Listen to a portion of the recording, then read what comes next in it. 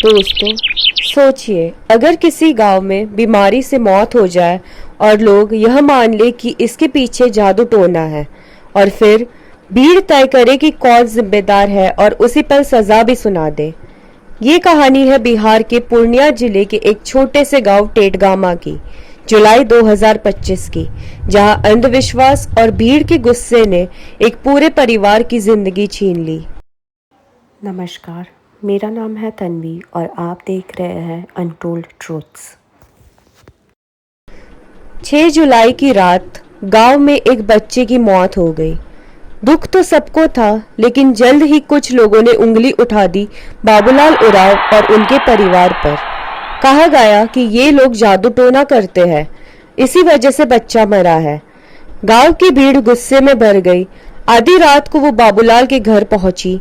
परिवार में 5 लोग थे: बाबूलाल, उनकी पत्नी, बेटा, बहू और 82 साल की बुजुर्ग माँ।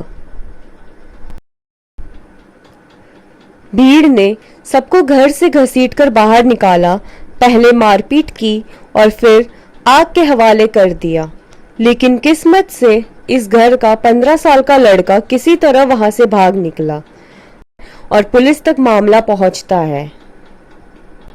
जब पुलिस पहुंची तब तक सब खत्म हो चुका था।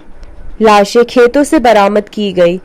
इस केस में 23 लोगों के नाम दर्ज हुए और 3 को तुरंत गिरफ्तार भी कर लिया गया।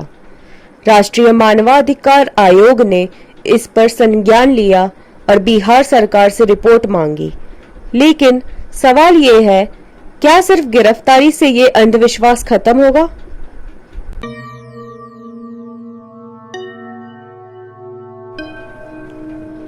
दोस्तों, भारत के कई हिस्सों में आज भी लोग बीमारियों और मौतों को जादू टोने से जोड़ देते हैं, खासकर ग्रामीण और आदिवासी इलाकों में।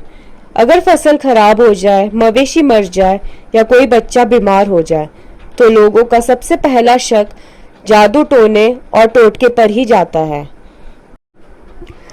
बिहार में 1999 से ही एक कानून है, Bihar prevention of which practices act.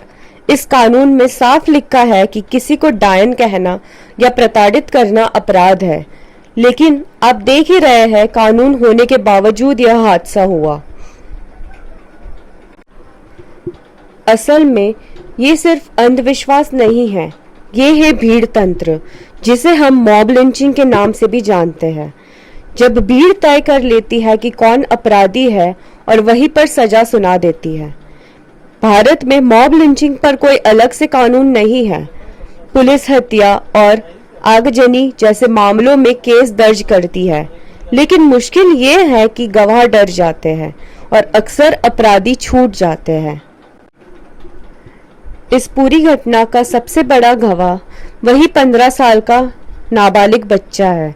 उसने अपनी आंखों के सामने अपने माँ बाप, दादी और भाई भाभी को खो दिया।